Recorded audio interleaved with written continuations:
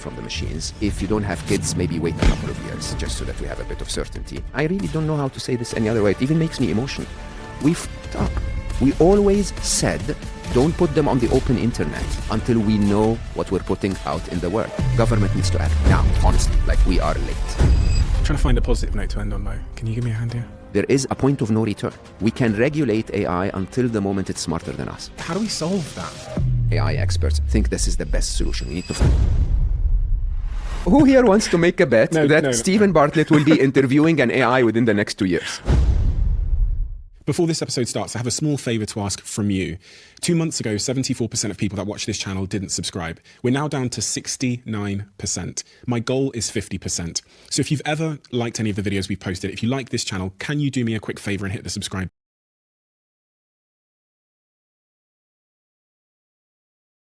One day we're going to do the Vanity Fair lie detector test together. And I said we needed to finish the film first. Ariana, Cynthia, we've brought you here today to take a lie detector test.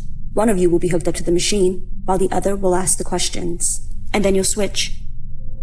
Who wants to be in the hot seat first? Oh, that was quick. Okay, go ahead. Okay. Why not? Sure. I feel like, why not? Ari's ready. The eyes closing. Can it feel my general anxiety or? It can, that's what it's Cool. all about. Oh, fuck me. Ariana? Yeah.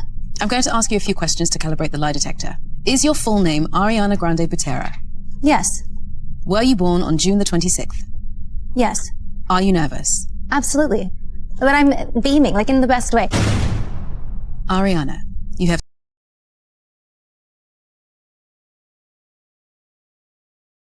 the other person's podcast you did. Don't get mad at me, okay? Because there's room for two of us, yeah. Okay. That podcast. All right, okay. Opalite, let's start with that one. All right. Okay, let's start here. I'm just gonna play. I'm gonna play it first, and then we'll talk about it. Here, let's get a taste. You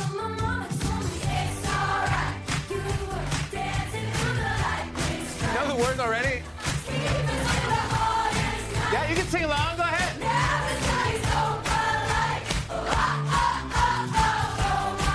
Oh my God. Oh my God. The way they know every word. Already. The best.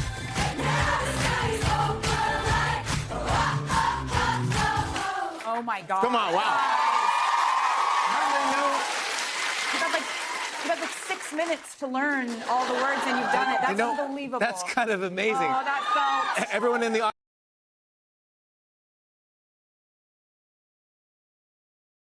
Ask myself because it's easier when I ask direct, and I know Christy, so yeah. But I was like, it's nicer when there's. I told my team too. I was like, it's so much nicer when there's like a personal connection, for sure, and someone really feels comfortable rather than it's like a PR thing. No, it was so perfect. Like when I think back to it, I'm like, that was me just trusting the universe and not pushing for anything, and I knew it was going to kind of happen when it was supposed to, and it literally did. And it did, so yeah. You felt it too. Yeah, I did. That means the world to me. Yeah, Right. and I hope that this is the start of spending more time together. Genuinely. Me too. Yeah, off camera too. I would love that because, like, I think also, I don't know, like, I admire people like you. I admire, like, you know, the Michael Polans and Michael Singers and Wim Hofs of the world. And I feel like you fit in that category for me of just people that are, because, you know, I know a little bit about your story. I'd like to actually know more, which would be really cool to actually, I know we're obviously not here for that exactly. But for me, just personally, like, I'd love to know more of your story. I know that.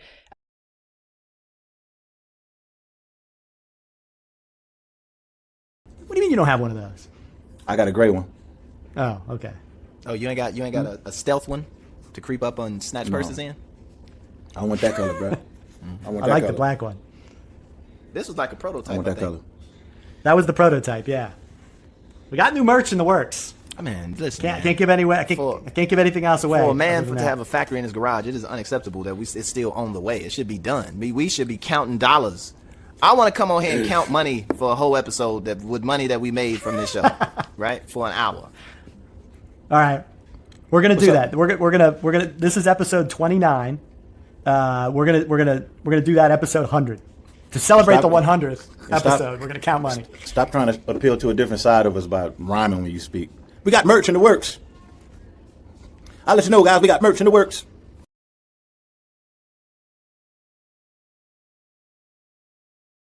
When I breathed faster, it got heavier and I felt like I was going to break down, so I went to the washroom. I cried, I picked at my skin. I wish I could forget every mistake in my life. aka all of it. March 10th, 2016. Is there a purpose to all of this? I'm so helpless, so hopeless, so everythingless. My heart constantly aches for love, for joy, for meaning in life. In the book I'm reading, Clockwork Prince, someone called Magnus Bane says that he once met an immortal who had lived for so long that they felt no emotions anymore, except fear. And when Magnus asked him why he did not simply kill himself as life had no purpose for him anymore, he said that death was still feared and unexplored. The only thing in his 1,000 years of life that he had no experience of. I feel like that's me.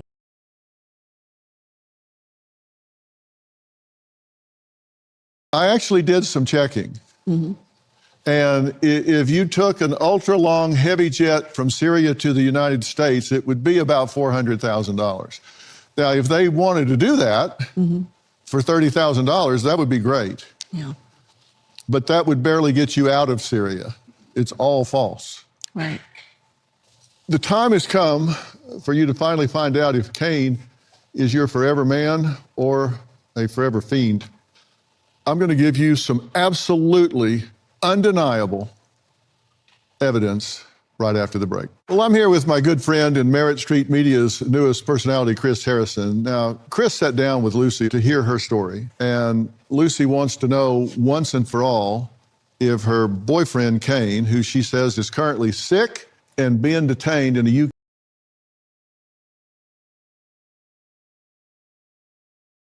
Park. He decides to take a smoke break right then and there. He honestly thought that she probably would need a ride back. I mean, no taxi was going to stop in the middle of the park for her to get onto the taxi. It's near the river at 3 a.m. I think nothing good can happen to a young girl roaming around looking for a ride at this time. So he's smoking it up and he looks up. It's been about, 15, 20 minutes? And there she is again. And he's just watching her as she walks out of the park towards him, and her suitcase looks very light all of a sudden. 'Cause earlier, it was dragging on the wheels. It was kind of forcing her body to lean a little bit forward to pull it. And now it's practically flying around as she's moving it about. The girl asked him for a ride back. The whole energy seemed strange. It seemed like she didn't even notice that it was the same taxi driver. And he kept glancing at her in the rearview mirror as he drove her to her destination. Something in his gut told him, this isn't right.